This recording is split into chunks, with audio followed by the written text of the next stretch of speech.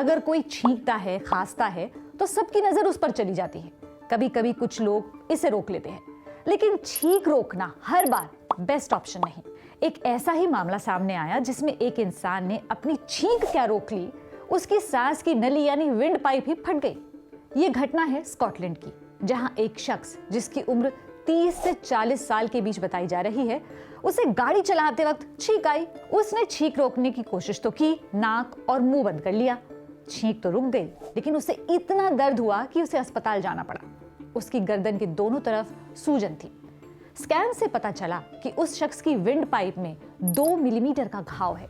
इसकी medical history देखी तो पता चला कि उन्हें एलर्जी और गले की जलन की दिक्कतें तो पहले से ही रही हैं। उन्हें सर्जरी की जरूरत तो नहीं पड़ी, लेकिन डॉक्टर ने उन्हें 2 हफ्ते तक शरीर पर जोर डालने वाले किसी भी काम से बचने की सलाह दी।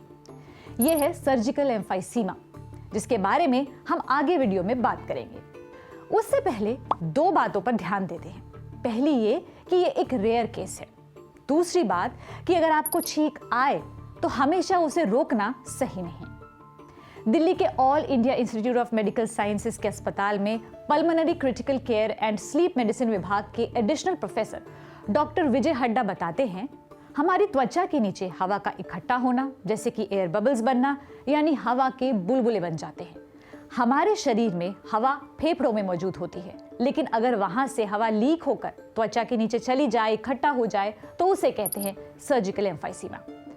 आम तौर पर जब हम सामान्य तरीके से खांसते या छींकते हैं तो दबाव 1 किलो पास्कल के करीब होता है, लेकिन अगर खांसते या छींकते वक्त हम अपनी नाक या मुंह बंद करते हैं तो यही दबाव 10 या 20 गुना तक बढ़ सकता है।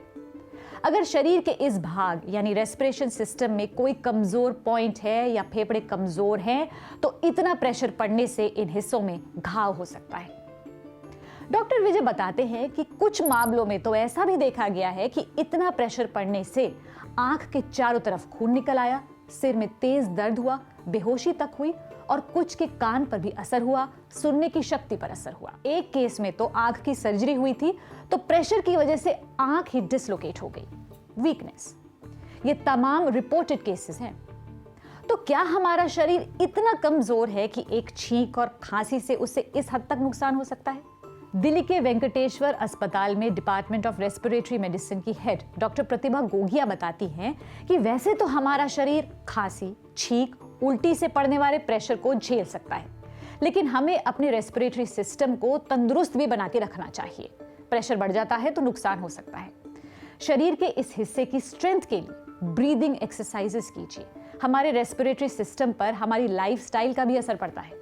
धूम्रपान फेफड़ों की मसल्स की डेंसिटी को प्रभावित कर सकता है, जिससे वो कमजोर हो सकते हैं। इसलिए जाते जाते आपके लिए एक सलाह जरूरी, शराब, सिगरेट से दूरी बनाएं और जो भी नेचुरल प्रोसेसेस हैं जैसे खांसी या छींक, तो इन्हें नेचुरली होने दें, रोके नहीं।